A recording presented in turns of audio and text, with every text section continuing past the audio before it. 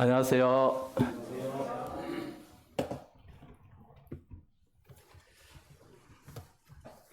이정숙 이제님이 사회를 이렇게 봤는데, 정수님이 사회를 봤는데 더 기뻐하고 좋아하는 사람은 누구겠습니까? 그렇죠. 소원자매님이 너무 기뻐하고 좋아합니다. 우리 인생도 그런 것 같아요.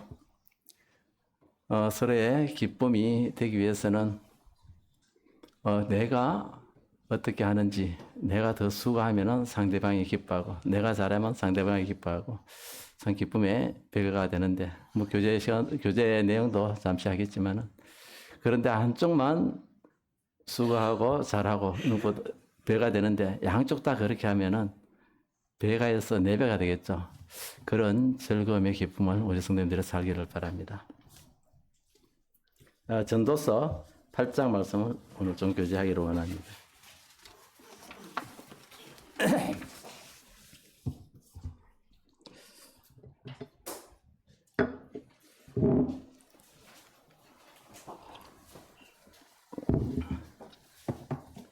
전도서 8장은 1절부터 17절까지 있는데, 잠깐만요.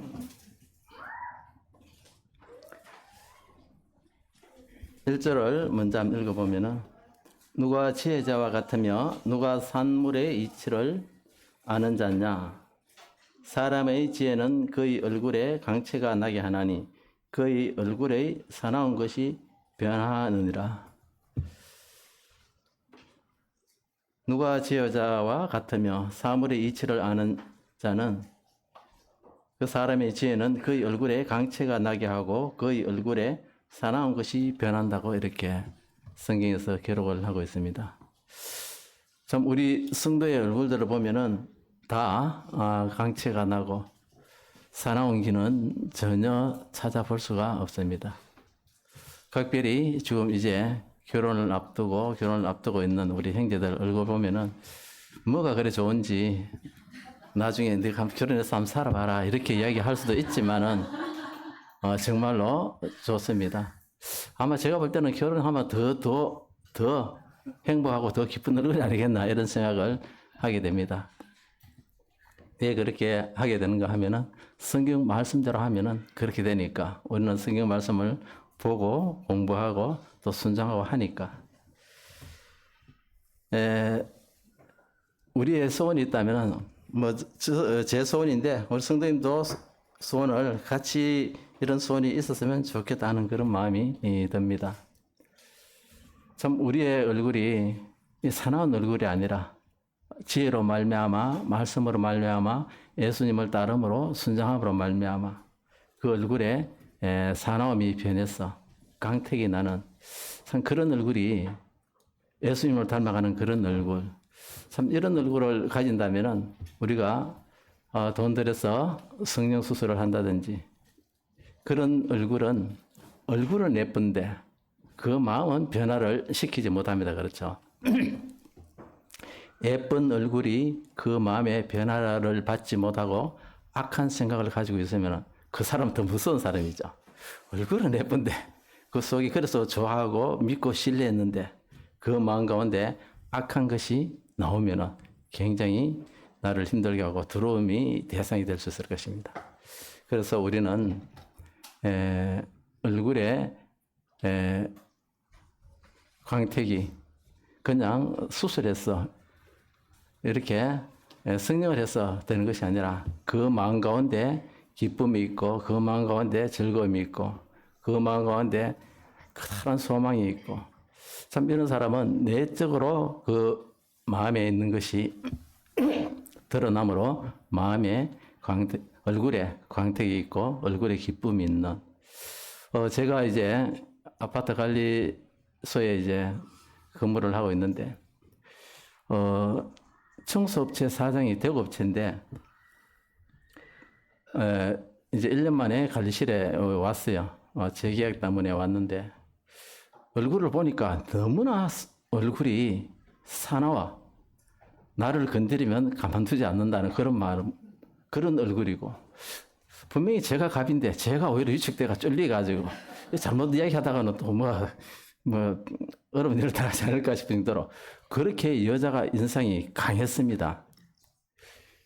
그걸 알고 보니까 이 여자 사장이 관리소장 하다가 소장 그만두고 이제 청소 경비업을 내서 이제 업을 시작했는데 그 업이 만만치 않거든요. 굉장히 힘듭니다. 그래서 그 여자의 몸으로 그것을 이겨내려고 하면은 강인하지 않으면은 이겨낼 수가 없어요. 그런 가운데 시작한 지 얼마 되지 않아서 아마 그런 마음을 계속 품었을 것 같습니다. 절대 약한 모습을 보여주지 않는다. 또 어떤 어려움이 있더라도 내가 굴하지 않는다. 나는 강한 사람이다. 이런 것을 보여주기 위해서 그랬는지 너무나 인상이 강했는데 그래서 저도 처음에는 말도 잘 못 걸었어요.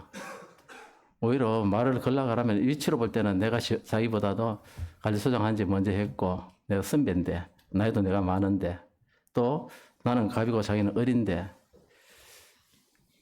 그래서 그런 부분이 있었는데 이제 그래도 사장으로 인사하다가 성경 이야기하고 또 복음에 관련해서 이야기를 조금 하고 하나님을 믿으면 어떻겠느냐고. 그런데 2년 후에 왔는데 얼굴을 보니까 완전히 바뀌었어요. 정말로 얼굴에 그 성경에서 말씀하고 있는 것처럼 사나운 것이 변했어.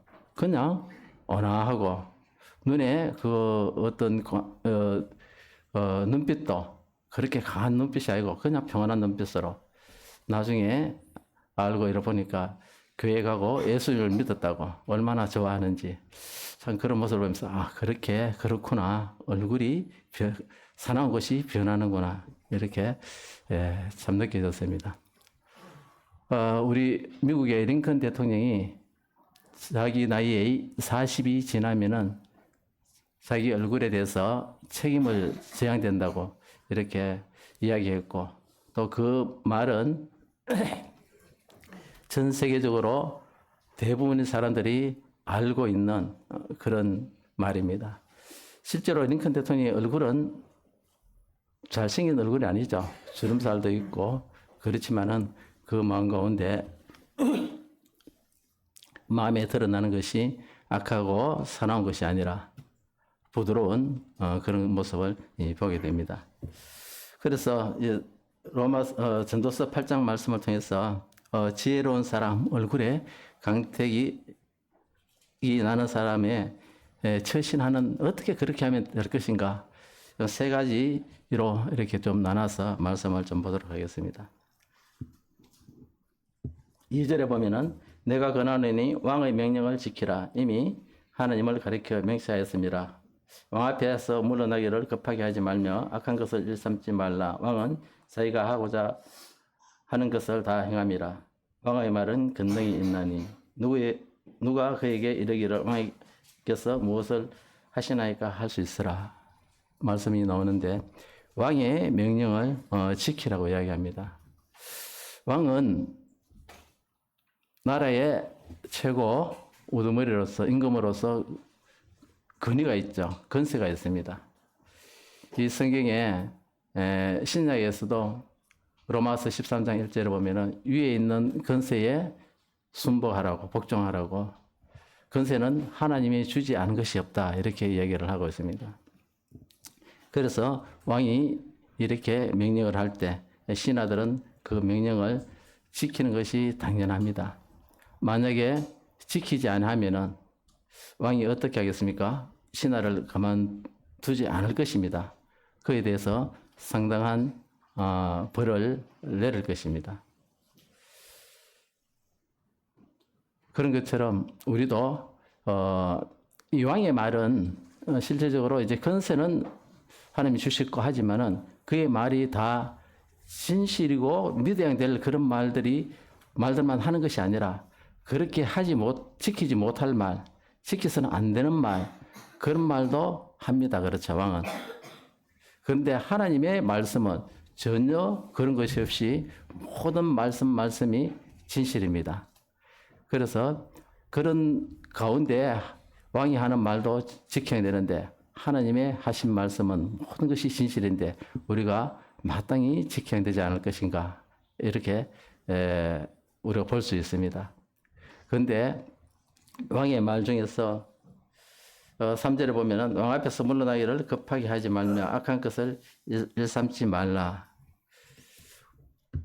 왕의 말에도 이렇게 하지 말라고 하는데 우리가 하나님의 진리의 말씀 또 권능의 하나님의 말씀을 우리가 가볍게 여기고 또 무시하고 그렇게 하는 것이 아니라 왕의 말에 복종하는 것처럼 우리가 하나님의 말씀에 토를 달지 말고 진실로 하나님의 말씀을 순종하고 할 때 우리의 얼굴빛은 이제 점점 광택이 날 것입니다. 여기 보면은 이제 어떤 부분이 있냐면은 5절에 명령을 지키는 자는 불행을 알지 못하리라. 지혜자의 마음은 때와 판단을 분별하나니 무슨 일에든지 때와 판단이 있으므로 사람에게 임하는 화가 심함이라. 명령을 이렇게 하게 될 때 때와 판단을 잘 구별해서 하라는 그런 말입니다. 실질적으로 그렇게 한 사람이 있고 하지 않은 사람도 있겠죠. 그렇게 한 사람이 우리가 성경을 보면은 누가 있겠습니까? 다윗이 바세바의 아내를 범하고 나서 그 남편 우리아를 전쟁터에 맹렬한 전쟁터에 보내서 죽게 했습니다. 그때 선지자 나단이 다윗에게 이제 바로 다윗에게 나아가서 당신이 이 나쁜 짓을 하나님 앞에서 해야 되지 못할 그런 일을 행했다. 당신은 하나님께 벌을 받을 것이다. 이렇게 이야기하면 다윗이 수용하겠습니까? 수용하지 않고 나단의 목을 쳤을 수도 있습니다. 그런데 나단이 때와 분별을 잘 해서 이제 다윗에게 예를 들어서 이야기를 하고 있습니다. 한 나라에 부자와 가난한 자가 있었는데 부자는 소와 양이 많고 가난한 자는 자기의 새끼 양을 한 마리 샀는데 그 양을 자식처럼 이렇게 함께하고 기르고 함께 있고 또 품에 두어서 잠도 같이 자고 그렇게 했는데 그 부자에게 사람이 이제 아는 사람이 왔는데 이 부자가 자기의 많은 양을 잡지 아니하고 가난한 자의 양 한 마리를 빼앗아서 잡아서 대접했다. 이렇게 하니까 다윗이 뭐라 하겠습니까? 그놈을 잡아서 벌을 하고 양 한 마리에 4배를 갚아야 될 것이다. 이렇게 이야기를 했습니다. 그렇게 하니까 나단이 어떻게 합니까? 그 사람이 바로 당신입니다. 이렇게 했을 때 다윗이 자기 했는 말에 분복을 할 수 있겠습니까? 자기의 죄에 대해서 양심의 가책을 충분히 받게 되었습니다. 그렇게 한 것처럼 우리가 때 분별을 잘 해서 이렇게 해야 된다는 교훈을 받고 있습니다. 우리의 실제적인 삶 가운데도 그렇게 우리가 처신을 잘 할 필요가 있는데 여기 또 한 가지 또 볼 것은 때와 판단이 있으므로 사람에게 화가 있다. 때와 판단, 내가 때와 판단을 분별할 수도 있지만은 또 한편으로는 주님의 때와 판단을 우리가 기다리는 이런 지혜가 필요한 것 같습니다. 지금 설한 자매님이 이제 본가로 가게 되는데 이제 그 부분에 있어서 때와 판단을 하나님이 어떻게 할 것인지 기다리는 것. 참 이것이 필요하다. 실제적으로 우리 가정에 예를 들기는 좀 그간데 이 동성이가 눈치료 하면서 이제 너무 장기간 눈을 치료하다 보니까 면역 저하증 약을 자꾸 먹고 하니까 몸에 다른 기능이 저하되어서 치료를 마칠까 하는 그런 마음이 있고 동성이도 그렇게 이야기했고 또 부모 입장에서도 그런 마음이 약간 있었습니다. 그런데 또 이런 이야기를 했어요. 하나님이 치료를 하려고 하는데 해주려고 하는데 우리가 그 치료를 중단하는 것은 하나님의 때와 판단을 우리가 하는 것이 아니가. 이건 하나님의 때와 판단을 기다려보자. 이런 이야기를 하게 되었고, 이제 마지막에 의사 선생님이 또 진료를 갔을 때 아직까지 좀 더 해보자는 그런 의사 선생님이 말씀이 있어서 좀 기다리게 했습니다. 그래서 우리가 때와 판단을, 내가 때와 판단을 해서 처신을 잘 하는 것도 중요하지만은 그보다도 하나님의 때와 하나님의 판단을 기다리는 것, 이게 좀 쉽지 않죠. 참 이것을 우리가 잘 할 때 우리의 마음에 기쁨이 있고 평안이 있고 또 우리의 예수님의 얼굴을 닮아가는 광택이 나는 조금의 역할을 하지 않나 이런 생각을 한번 해보게 됩니다. 예수님도 하나님께 절대 순종이었습니다. 예수님이 이제 십자가에 달리기 전에 우리가 다 잘 아시는 겁니다. 시간이 없기 때문에 제가 읽고 읽을 때 그냥 이해를 하시면 되겠습니다. 아버지여 만일 할만하시거든 이 잔을 내게서 지나게 하옵소서.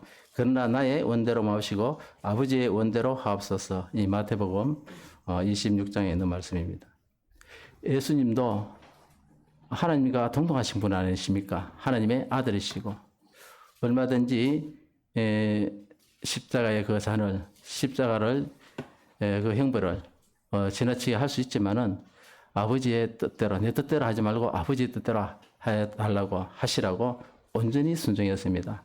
예수님도 순종하는데 우리도 마땅히 순종할 수 있고 또 순종할 힘을 주님께서 주실 줄로 믿습니다.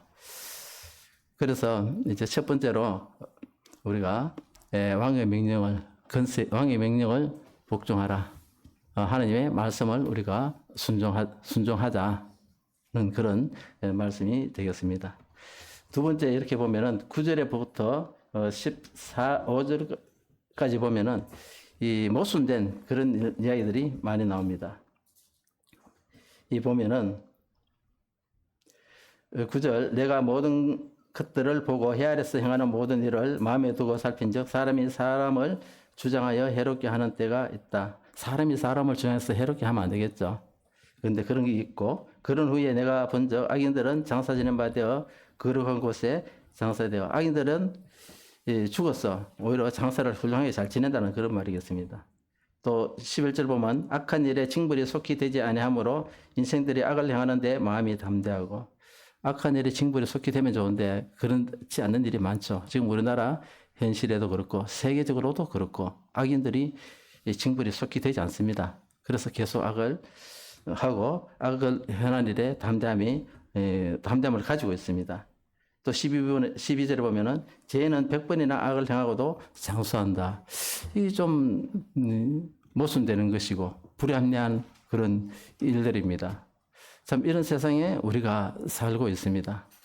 그런데 12절에 보면은 또한 내가 아노니 사람이 하나님을 경외하여 그를 경외하는 자들은 잘 될 것이다. 그런데 하나님을 경외하고 그를 경외한 자들은 또 잘 될 것이라 이런 말씀이 있습니다. 우리 성도님들 한성굴 혹시 가보신 분 계시는지 모르겠습니다. 한성굴은 97년에 이렇게 개장을 했는 걸로 알고 있습니다.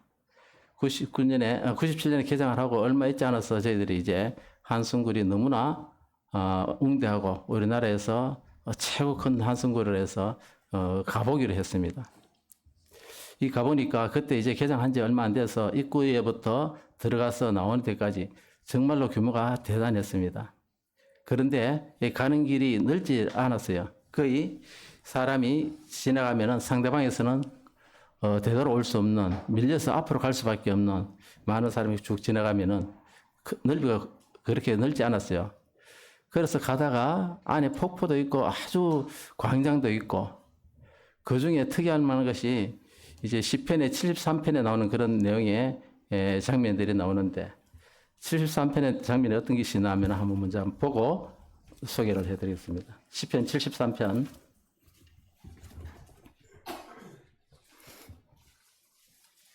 4절에 보면은 그들은 죽을 때에도 고통이 없고 그 힘이 강건하며 사람들이 당하는 고난이 그들에게는 없고 그들이 당하는 재앙도 그들에게 없나니 16절 다 읽지 않겠습니다. 집에서 한번 읽어보십시오.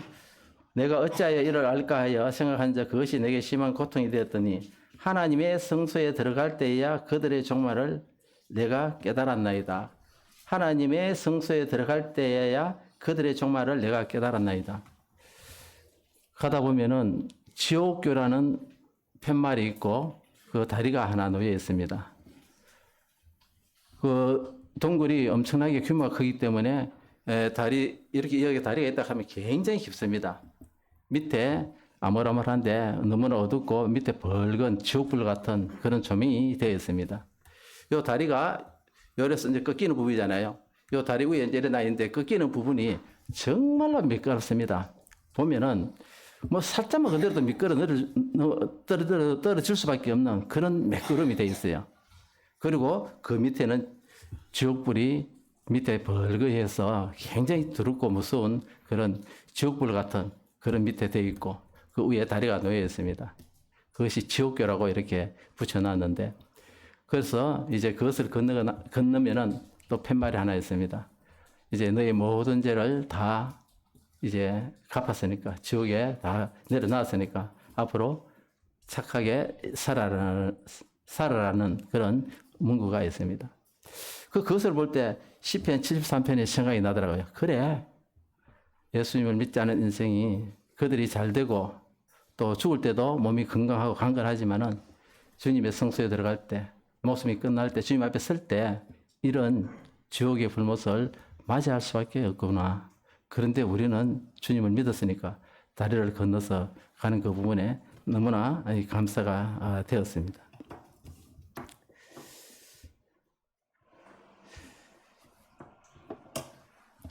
이제 모순된 이런 현실을 이제 그 9절부터 이런 현실에 우리가 어떻게 처신해야 되는가? 참 처신하기가 쉽지가 않습니다. 그러나 성경은 이야기를 해주고 있습니다. 그러니까 성경은 우리에게 너무나 보배로운 그런 책이고 말씀입니다. 악한 일에 대한 징벌이 속히 되지 않는다고 했고 죄인은 100번이나 악을 행하도 장수한다고 이렇게 나와 있습니다. 실질적으로 우리가 주님을 닮아가고 주님을 배워가고 한다는데 주님도 이런 모순된 인생을 체험을 하셨습니다. 이 땅에 오셔서. 우리만 그렇게 하는 것이 아니라 주님도 이런 체험을 하셨습니다. 이사야 53장에 이렇게 보면은 이제 예수님에 대해서 이렇게 예언을 하고 있는데 오늘 예배 시간에도 잠시 인용을 했던 것처럼 예수님은 하나님의 아들이시고 거룩하시고 죄가 없으시고 죄에 대해서 벌을 받을 부분이 한 부분도 없습니다. 그런 부분이 이제 십자가를 짊어지시고 사람들로부터 온갖 모욕과 수치를 당하시고 또 옆구리에 창에 찔리시고 머리에 가시 면류관을 쓰시고 못에 손과 발에 못에 박혀서서 나무에 높이 달리시고 어찌 이런 일이 있을 수 있겠습니까? 극도로 모순된 일이 아니겠습니까? 이런 일을 예수님께서도 하셨다. 그러면은 이 세상에도 이런 모순된 일이 있다. 그렇지만은 예수님을 믿는 사람은 그렇게 낭망하고 실망할 필요가 없다는 것을 우리가 또한 교훈을 받게 됩니다. 12절에 보면은 악을 행하고도 장소거니와 뒤에 또한 내가 아노니 하나님을 경외하여 그를 경외한 자들은 잘 될 것이다. 이렇게 이야기를 해주고 있습니다. 14절에 보면은 세상에서 행해지는 헛된 일이 나니 곧 악인들이 행위에 따라 벌을 받는 의인들도 있고 의인들의 행위에 따라 상을 받는 악인들도 있는 것이라 내가 이르노니 이것도 헛되도다. 참 이 부분도 참 헛됩니다. 그렇죠? 악인들의 행위에 따라 벌을 받으면 악인이 벌을 받아야 되는데 의인이 벌을 받는다고 하고 의인의 행위에 따라 착한 일이고 선한 일을 해서 상을 받는 것은 의인이 받아야 되는데 악인이 이 일을 상을 받는다고 이렇게 합니다. 참 모순된 그런 상황인데 그러면 우리는 어떻게 살아야 될 것인가? 15절 이에 내가 희락을 찬양하노니 하나님께서 희락을 우리에게 이 가운데 선물해 주셨습니다. 이는 사람이 먹고 마시고 즐거워하는 것보다 더 나은 것이 해 아래에는 없습니다. 하나님이 사람을 해 아래에 살게 하신 날 동안 수고하는 일 중에 그러한 일이 그와 함께 있을 것이라. 지난주에 금요일 날 CBF 청년들 옥상에서 고기 파티를 하고, 또 우리 작년 이제 가정들은 금토일 날 이렇게 나가서 이렇게 1박 2일 즐거운 시간을 보냈습니다. 저도 잠시 나가서 즐거운 시간을 이렇게 보냈는데, 그 가운데 우리가 낭망하고 실망할 것이 아니라 그 일은 하나님께 맡기고 우리가 그 가운데 주님의 일을 하면서 주님의 말씀을 순종하면서 또 교회 예배 드리면서 먹고 마시면서 즐거워하는 것이 하나님의 분복이라, 선물이라고 이렇게 했습니다. 그런데 먹고 마시고 즐거워하자. 먹고 마시고 즐거워하자. 그런데 그것만 해서는 즐거움이 오지 않을 거라고 생각이 됩니다. 먹고 마시고 즐거워하려고 그러면은 내한테 충분히 먹고 마시고 즐거워할 수 있는 그런 것이 여건이 돼야 되는데, 그런 것이 여건이 없이 먹고 마시고 즐거워할 수 있는 사람이 과연 있겠습니까? 그런데 성경에 보면은 15절 마지막에 보면은 수고하는 하나님이 사람을 해 아래에서 살게 하신 날 동안 수고하는 일 중에 그러한 일이 그와 함께 있을 것이다. 수고를 마땅히 우리는 수고를 하면서 해야 됩니다. 이 수고하는 것은 우리가 죄 때문에 수고하는 것이 아닙니다. 성경에 보면은 무죄 시대 때 에덴 동산에 있을 때 아담과 하와가 범죄하기 전에 하나님은 에덴 동산에서 사람을 두고 식물을 경작하기를 명령을 했습니다. 그래서 범죄하기 전에 무죄 때에도 사람은 수고를 해서 이렇게 에덴 동산에서 살고 있었음을 보게 됩니다. 창세기 2장 15절로 보면은 여호와 하나님이 그 사람을 이끌어 에덴 동산에 두어 그것을 경작하며 지키게 하시고 경작을 하게 했습니다. 자, 우리가 저도 최근에 이 말씀을 또 보면서 그동안에도 참 한다고 이렇게 했지만은 내가 수고하지 않는 가운데서 즐거워하기는 쉽지 않다. 기쁨이 되지 않는다. 우리 성도님들 결혼하신 분도 많고 결혼하실 분도 많은데 앞으로 가정생활을 하게 될 때에 형제님이나 자매님이나 서로 생활 가운데 내 거는 내가 하고 당신 거는 당신이 해야 된다. 이렇게 주장하지 마시고 당신이 해야 될 일을 내가 좀 해주고 내가 할 일을 당신이 이렇게 좀 해주면은 정말로 내도 기쁘고 상대방도 기쁘고 얼굴이 밝아질 것입니다. 저는 이제 집사람이 해야 될 일을 제가 좀 해주려고 이렇게 합니다. 해보니까 오히려 나에도 기쁨이 되고 집사람이 기분 좋아해요. 또 이후에 저한테 대해주는 것이 더 잘해주고 그러면 기쁨이 되는 것이 아닙니까? 그런데 아까 제가 처두에 만든 것처럼 서로 상반간에 수고를 해주면 나도 해주고 상대방도 해주고 그래 하면은 그 가정의 기쁨이 2배가 아니고 저 혼자가 하면은 2배밖에 안 되지만은 그래 하면은 4배가 될 것입니다. 서로 상대방을 위해서 배려하고 수고하면은 마음이 기쁨이 있을 거 아닙니까? 기분 좋고. 그러면 말도 좋은 말하고, 또 사랑하는 말하고, 고맙다 그러고, 또 뭐 해줄 게 있으면 하나 더 당신이 그래 했으니까 내가 이렇게 또 해주고 싶고, 수고하는 중에 우리가 기쁨을 누리는 거, 즐거움을 누리는 거, 이것이 하나님의 선물인데 우리가 하나님의 선물을 우리 성도님들 다 같이 받기를 원합니다.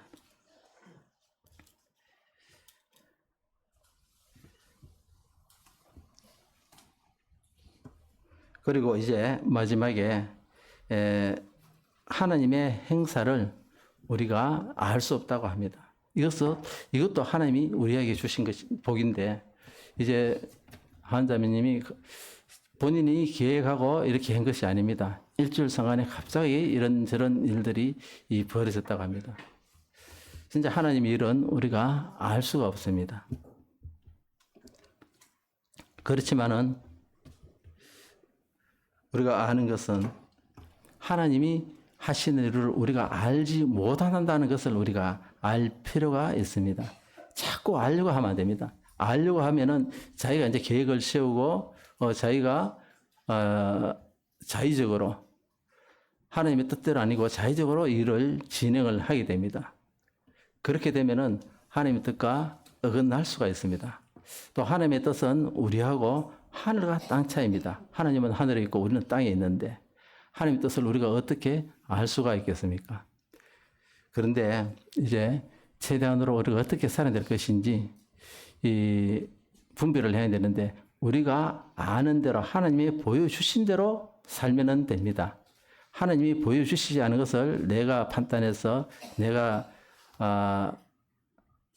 또 노력해서 또 내가 어떤 계획을 세워서 이렇게 하는 것은 하나님의 방법이 아닌 것을 이렇게 보게 됩니다.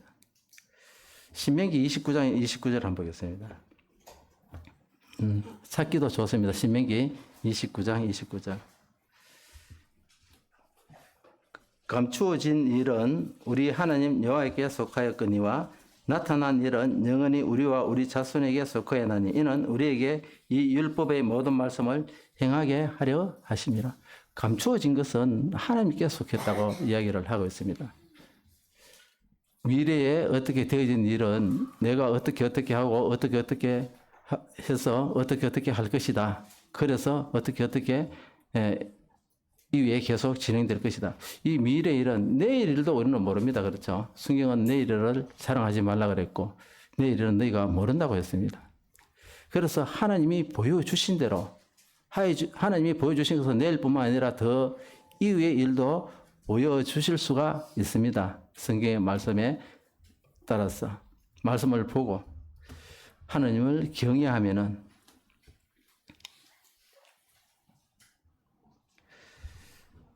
실제로 그런 말씀 시편 25편 12절에 보면은 여호와를 경외하는 자 누구냐? 그가 택할 길을 그에게 가르치시리로다. 하나님을 경외하면은 그가 택할 길을 그에게 가르쳐 주신다고 했습니다. 그런데 이것도 임의로 내가 하나님을 경외하고 하나님이 이렇게 보여주신다. 이렇게 할 수도 있는데 그 부분에서는 굉장히 조심을 해야 되겠죠. 왜냐하면은 그럴 수도 있고 그렇지 않을 수도 있습니다.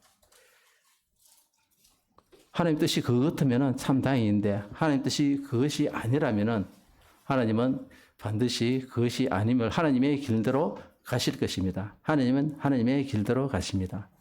참 그런 것을 보게 될 때 우리가 하나님을 경외하는 것 이것이 굉장히 중요하다. 그리고 이제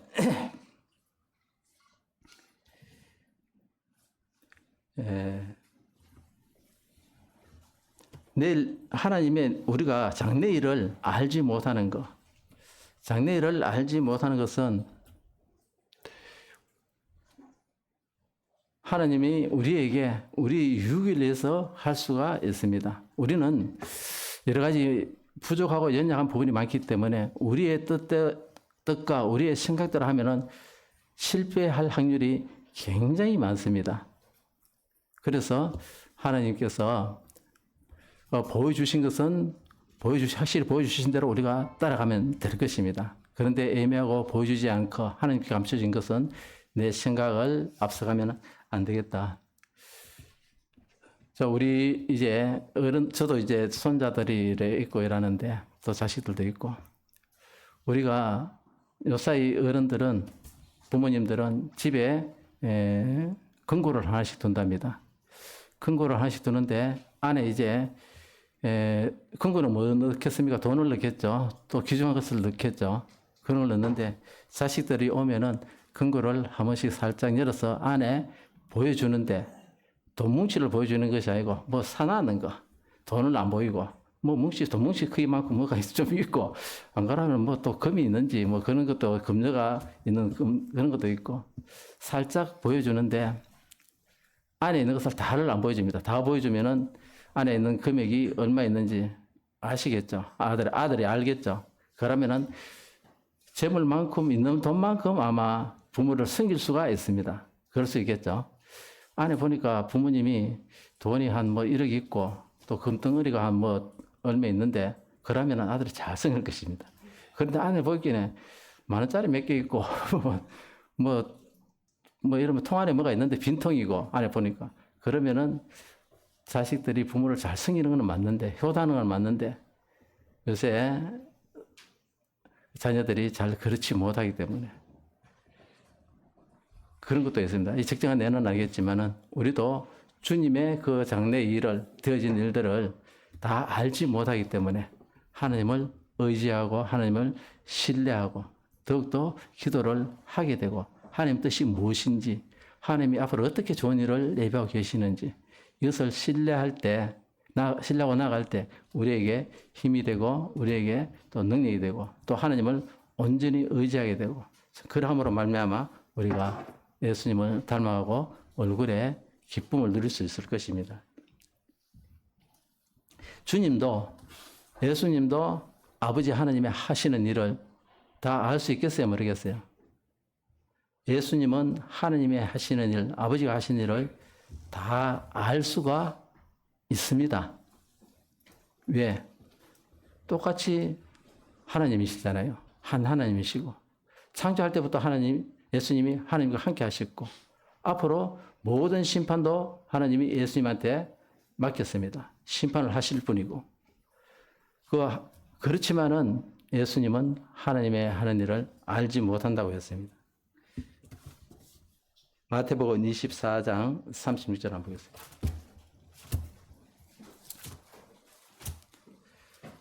마태복음 24장 36절. 이제 예수님의 재림에 대해서 이야기를 하고 있는데 36절. 그러나 그 날과 그때는 아무도 모르나니 하늘의 천사들도 아들도 모르고 오직 아버지만 아시느니라. 천사도 모르고 오직 아버지만 안다고 이렇게 이야기를 하고 있습니다. 그런데 앞에 보면은 이 33절 보면은 이와 같이 너희도 이 모든 일을 보거든 인자가 가까이 곧 문 앞에 이른 줄 알라. 내가 진실로 너희에게 이르노니 이 시대가 지나가기 전에 일이 다 일어나리라. 이 시대가 지나가기 전에 이 일이 다 일어난다고 예수님은 알고 있습니다.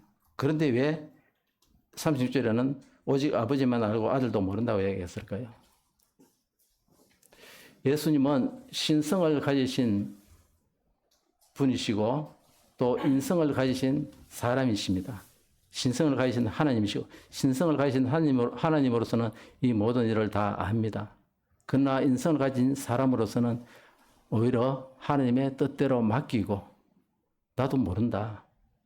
하나님이 어떻게 하실는지 기대하고 있다. 이런 식으로 모른다고 인성으로서 이렇게 표현을 한 것이라고 이렇게 보여집니다. 그런 것처럼 우리가 오늘 전도서 8장의 말씀을 통해서 신하가 왕의 명령에 복종해야 되는 것처럼 우리도 하나님의 말씀에 복종하고 동일하게 본으로서 예수님도 하나님 아버지의 말씀에 온전히 순종해서 십자가의 그 형태를 사역을 감당을 했습니다. 그리고 모순된 일이 많이 있는데 우리 예수님도 그 모순된 그런 삶을 사셨기 때문에 지금도 우리에게 그런 모순된 일이 있다. 그런데 그 모순된 일이 모순으로 끝나지 아니하고 나중에 하나님의 심판에 이른다. 예수님도 이사야서에 또 신약에 십자가에 못 박히기 전에 그런 많은 모순된 일을 당했는데 지금은 하나님의 우편에 앉아 계신다. 믿지 않은 자들이 아무리 이 땅에서 형통하고 죽을 때까지 그런 몸에 힘듦이 없이 죽지만은 나중에 예를 들어서 제가 한승굴의 지옥교회를 이야기한 것처럼 주님 앞에 섰을 때 매끄러운 곳에 지옥의 불못에 떨어지게 된다. 그리고 우리가 되어지는 일들은 내일 일은 우리가 알지 못한다. 그러나 그 알지 못하는 가운데 더욱더 하나님을 의지하고 신뢰하고 기도해야 된다. 우리가 하나님을 의지하고 신뢰하고 기도할 때 얼마나 우리가 축복을 받습니까? 그런데 그러하지 못하잖아요. 그럴 때 우리의 얼굴들은, 우리의 마음은 평안과 기쁨이 있고, 그 평안과 기쁨이 얼굴에 또 외형적으로 드러나서 그 얼굴에 평안이 있고 선한 것이 없어지고, 우리 모두 북방교 성도님들 지금처럼 밝은 얼굴로 계속해서 밝게 빛나기를 바랍니다. 마지막 말씀 한 구절 읽고 끝내겠습니다. 오늘 전도서 말씀을 봤는데, 전도서 마지막 12장 13절 14절 한번 보겠습니다.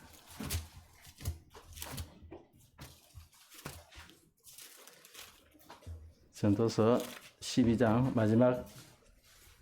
마지막 두 절입니다.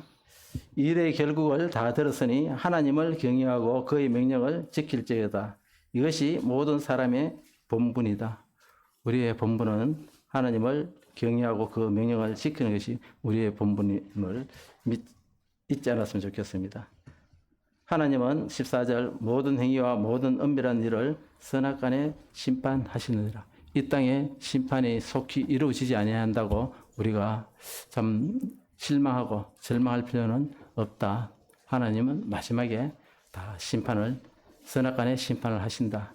그래서 이 땅에 오히려 내가 잠시 즐거움을 보다도 이 땅에서 오히려 고통이, 오히려 내가 어려움을 당하는 일이 나중에 주님 앞에서 오히려 심판을 받을 때 잘했다는 심판을 받게 될 것을 바라보면서 이 땅에 그런 삶을 살아야 되겠다는 생각을 해보게 됩니다. 저도 제 구원받기 전에 간증인데, 전에도 한번 간증을 했는가 모르겠는데,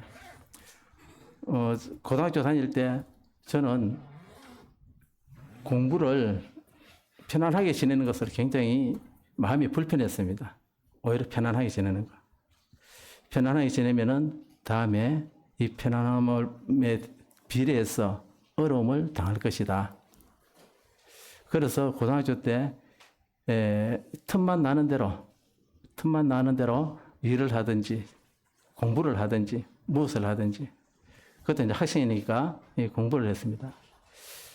저는 고등학교를 이제 대학 진학을 목표로 안 하고 실업계에 나왔기 때문에 공부를 그래 안 해도 되고 안 합니다. 실업계에서 그 당시에 실업계에서 대학교 간다는 것은 거의 좀 불가능한 그런 상황입니다.